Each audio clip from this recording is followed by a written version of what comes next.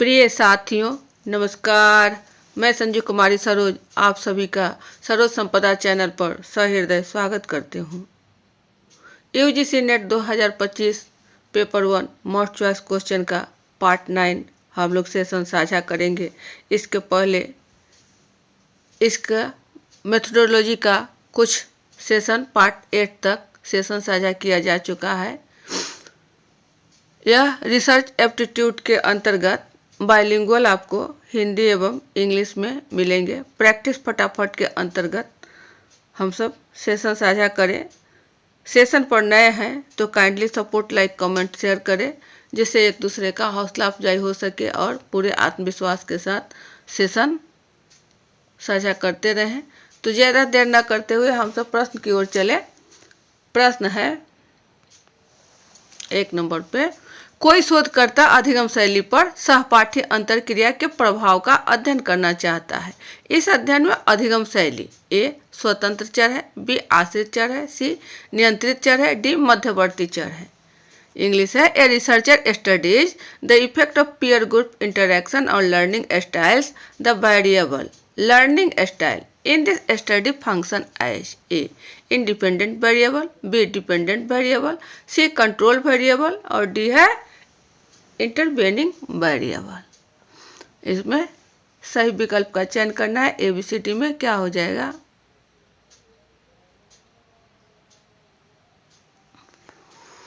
सीधा सा प्रश्न है आपको कि पूछा जा रहा है कि प्रभाव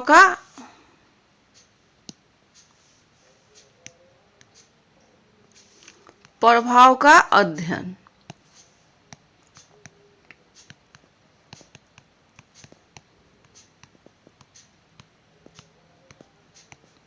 तो प्रभाव का अध्ययन कहीं न कहीं वह सहपाठी जो हमारा है रिसर्चर के लिए, वह अपने सहपाठी के साथ अंतरक्रिया जो है उसके प्रभाव का अध्ययन करता है। तो यह हमारा डिपेंडेंट वेरिएबल के अंतर्गत होगा। ऑप्शन बी आ जाएगा, आश्रित चर है।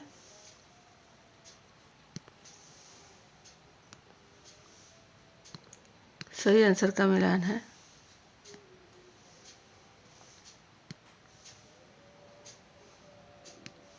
चलिए दूसरा नंबर पर है, निम्नलिखित परिकल्पना में आश्रित चरों को पहचानिए। बालक बालिकाओं की अपेक्षा निरर्थक अक्षरों को धीमी गति से सीखते हैं। ए अधिगम गति, बी अक्षरों के अर्थ, सी लिंग भेद, डी अक्षर। इंग्लिश है, identify the dependent variable in the following hypothesis. Boys learn nonsense syllables slower than girls. A speed of learning, B meaning of syllables, C gender, D syllables.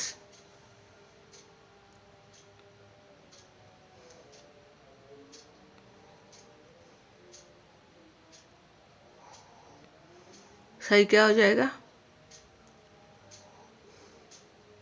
यहाँ आश्रित चर की बातें हो रही है, तो यह आश्रित चर आपका क्या हो जाएगा?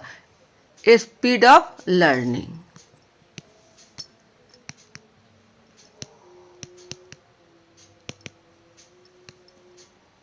अधिगम गति। ऑप्शन ए आ जाएगा।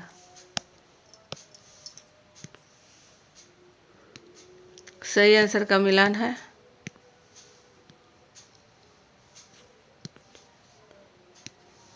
नेक्स्ट है 3 पर, निम्नलिखित में से कौन सा कथन असत्य नहीं है? ए अनुसंधान बिना करके नहीं किया जा सकता, बी स्वतंत्रता की तीव्रता सदैव संपूर्ण अंकों में होती है, सी टी मूल्य नकारात्मक नहीं हो सकता,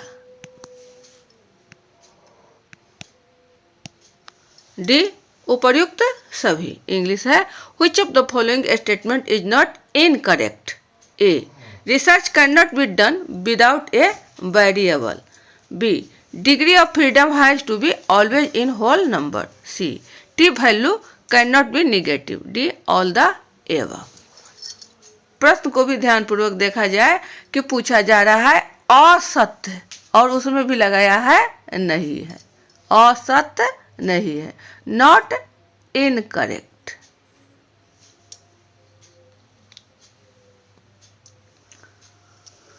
अनुसंधान बिना करके नहीं किया जा सकता, नहीं के संदर्भ में ये आपका सही हो जाएगा। स्वतंत्रता की तीव्रता सदैव संपूर्ण अंकों में होती है, यह भी कथन आपका सही है।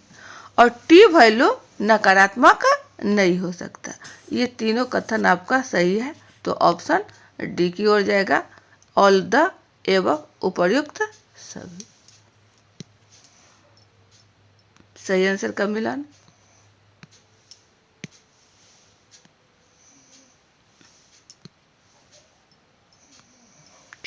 चार नंबर पे है, किसी चर की कार्यान्वित परिभाषा से अभिप्राय इसे इस रूप में परिभाषित करना है कि ए, शोध की संक्रियाओं को सुविधाजनक और सुगम बनाना, बी, उस विशिष्ट व्यवहार को पहचानना जिसमें इसे परिलक्षित किया जा सके, सी, चरों को समझने के लिए इसे संभव बनाना, डी, दूसरे समान चर से इसका विभेदीकरण करना। इंग्लिश है, operational definition of a variable means defining it in A way that A, makes operation of research convenient and smooth. B, identify a specific behavior in which it is reflected. C, makes it possible to understand the variable. D, differentiates it from other similar variable. सही विकल्प क्या हो जाएगा? चर की कार्यान्वित परिभाषा पूछा जा रहा है तो होगा आपका उस विशिष्ट व्यवहार को पहचानना जिसमें इसे परिलक्षित किया जा सके। Identify a specific behaviour in which it is reflected. Option B हो जाएगा। सही आंसर का मिलान है।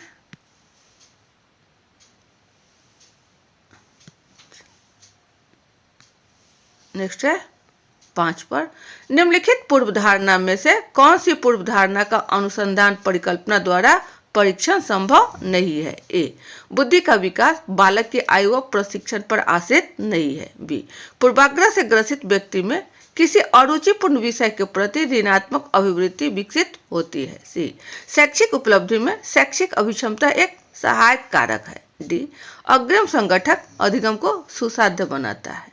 इंग्लिश है, which one of the following assumptions cannot be tested through a research hypothesis? A, growth of intellect does not depend on age and training of any child. B, prejudiced people develop negative attitude towards an object they dislike. C, academic attitude in contributory function of academic achievement. D, learning is facilitated by advanced organizers.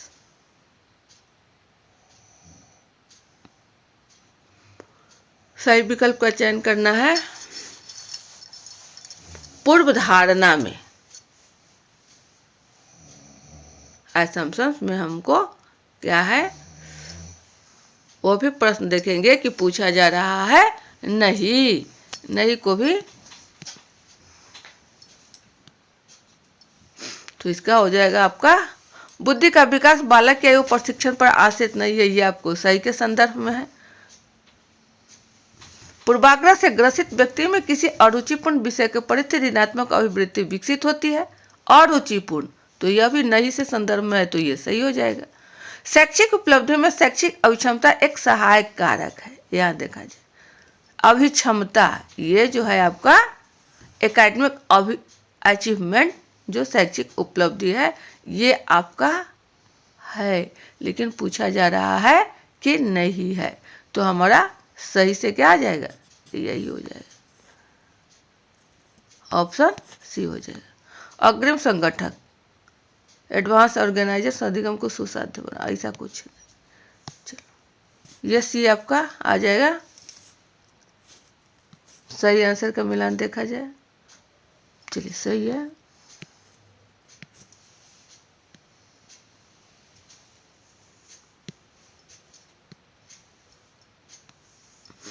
पर है परिकल्पना के निर्माण में शोधकर्ता प्रयुक्त करता है। ए आगमन को, बी प्रेक्षण, सी अंतर्बोध, डी उपरोक्त सभी। इंग्लिश है इन हाइपोथेसिस जनरेशन रिसर्च एम्प्लॉयज ए इंडक्शन, बी ऑब्जर्वेशन, सी इंट्यूशन और डी है ऑल द एबव।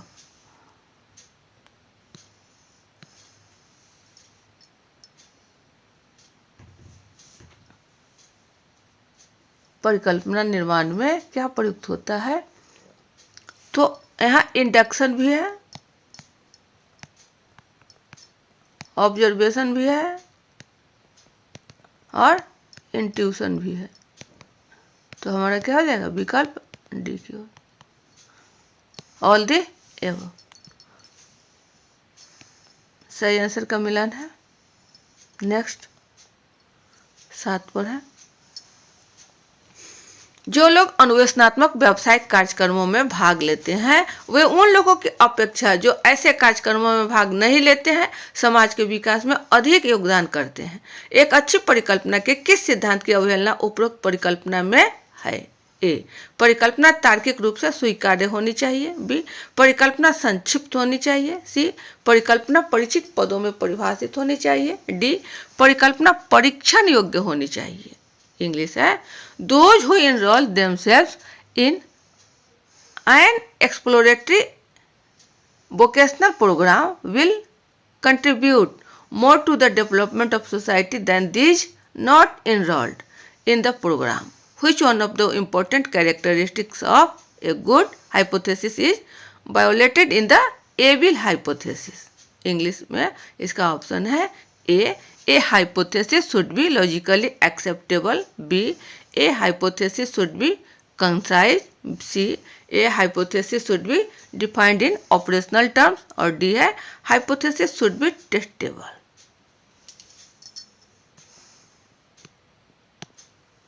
सही क्या होगा? A hypothesis should be defined in operational terms। परिकल्पना जो है वह परिचित पदों में परिभाषित होनी चाहिए। ऑप्शन हमारा सी की ओर होगा। सही आंसर का मिलान है।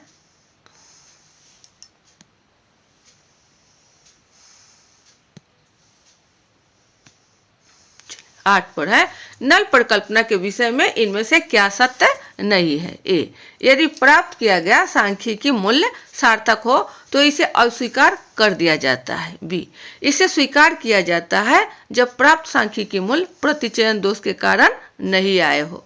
सी इसे अस्वीकार किया जाता है जब प्राप्त सांख्यिकीय मूल्य प्रतिचयन दोष के कारण नहीं बल्कि व्यवहारों के कारण आए हो। डी इसे स्वीकार किया जाता है जब प्राप्त सांख्यिकीय मूल्य सार्थक नहीं होते। इंग्लिश है which is not correct about the null hypothesis? A it is rejected when the obtained statistical value is significant. B it is accepted when the obtained statistical value is not due to sampling errors. C it is rejected when the obtained statistical value is not due to sampling errors but is caused by treatments. D it is accepted when the obtained statistical value is not significant. प्रश्न को ध्यान पूर्वक देखेंगे कि पूछा जा रहा है सत्य नहीं है। नहीं के संदर्भ में हमें देखना है। इसे अस्वीकार किया जाता है प्राप्त सांख्यिकीय मूल्य प्रतिचयन दोष के कारण नहीं बल्कि व्यवहारों के कारण आए हो। ऑप्शन हमारा सी की ओर होगा। यहाँ स्टैटिस्टिकल वैल्यूज से संदर्भित है।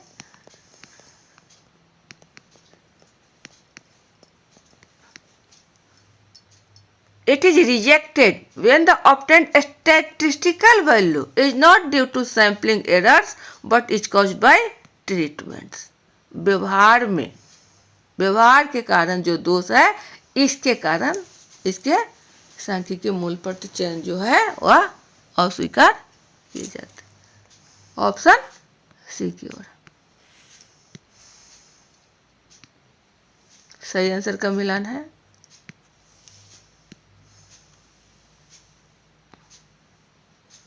चलिए नेक्स्ट हम है 9 की ओर। निम्नलिखित में से कौन परिकल्पना के बारे में सही नहीं है? ए, यह उन अध्ययनों के लिए आवश्यक है जहां कारण प्रभाव संबंध खोजे जाते हैं। बी, यह उन अध्ययनों के लिए कम महत्वपूर्ण है जिनमें किसी घटना की स्थिति का निर्धारण करना हो। सी, इसके अनुपस्थिति से अभिप्राय कोई शोध नहीं से है या कमजोर शोध। डी, स्थिति अध्ययनों के मामले में भी खोजकर्ता को उसे निर्देशित करने के लिए कुछ संभाव्य परिकल्पनाओं की आवश्यकता होती है। इंग्लिश है which is not correct about hypothesis. A, it is essential in studies where cause effect relationship are to be discovered. B, it is less critical in studies in which the task is one of determining the status of a given phenomenon. C, its absence essentially means no research or poor research. D, even in case of states, studies, the investigator is likely to need some tentative hypothesis to guide him. प्रश्न को ध्यानपूर्वक देखा जाए, पूछा जा रहा है सही नहीं है, उसको ढूंढना है। परिकल्पना के बारे में कौन बतला रहा है जो सही नहीं है? इट्स अब्सेंस है, अब्सेंस इसकी अनुपस्थिति, इसेंशियली मीन्स नो रिसर्च और पुअर रिसर्च, या तो यह शोध नहीं है या पुअर रिसर्च है। यह हमारा सही नहीं है, ऑप्शन हमारा सी हो जाए।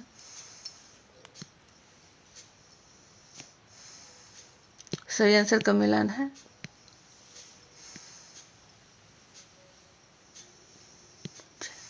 नेक्स्ट क्वेश्चन 10 की ओर। निम्नलिखित में से कौन सी सांख्यिकी तकनीक को क्रम सूचक मापनी पर उपलब्ध अनुसंधान डाटा का विश्लेषण करने के लिए सफलतापूर्वक किया जा सकता है? ए, चतुर्थक विचलन। बी, छात्र का टी टेस्ट। सी, शतमक श्रेणी। डी, काई स्क्वायर परीक्षण। ई है स्पीयरमैन की सहसंबंध विधि। इंग्लिश है which of the following statistical techniques may be successful is to analyze research that be available on ordinal scale only? A, quartile deviation. B, student t-test. C, percentile ranks. D, chi-square test. E, Spearman correlation relay method. 5 कथनों से कोई 3 कथन का option में चयन करना है।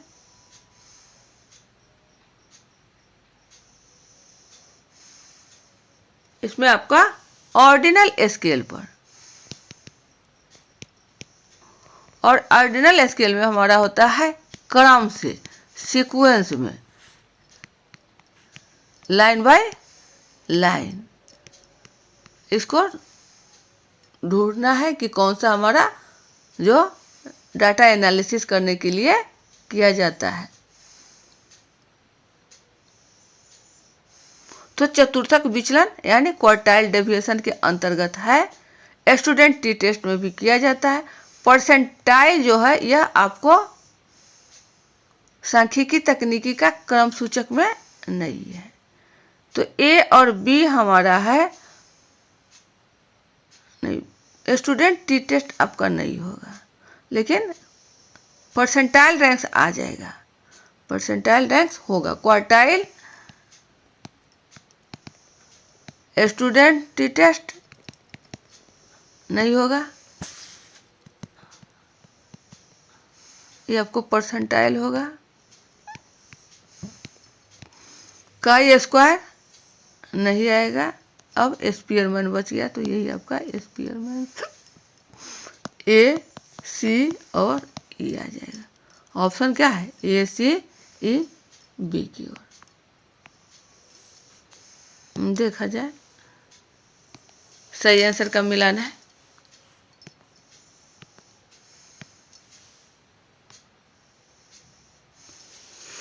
ये थे आपके कुछ महत्वपूर्ण रिसर्च एप्टीट्यूड के मेथोडोलॉजी का प्रश्न उत्तर, इम्पोर्टेंट क्वेश्चन आंसर है। परीक्षोपयोगी है। सेशन पर नए हैं तो kindly support, like, comment, share करें जिससे एक दूसरे का हौसला अफजाई हो सके। वीडियो ज़्यादा लंबा न बने, सेशन यही वाइंड अप किया जाता है। अगले सेशन में पुनः हम सब अच्छे अच्छे प्रश्नों को लेकर उपस्थित होंगे। तब तक के लिए जय हिंद, वंदे मातरम।